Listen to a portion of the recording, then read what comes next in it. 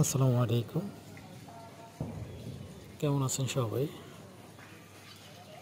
আশা করি ভালো আছেন। আর আল্লাহর রহমতে আমিও ভালো আছি। জীবন অনেক ছোট, সময় অনেক কম। যারা স্বপ্ন দেখে আর লড়াই করে, তারাই একদিন না একদিন ইতিহাস লেখে। আজ হার মানলে কাল অথবা পরশু আফসোস করতে হবে। তাই আপন শক্তিতে জ্বলে উঠে সবাই মিলে এগিয়ে চলতে হবে। তাহলে সমাজ, দেশ সব কিছু ভালো থাকবে।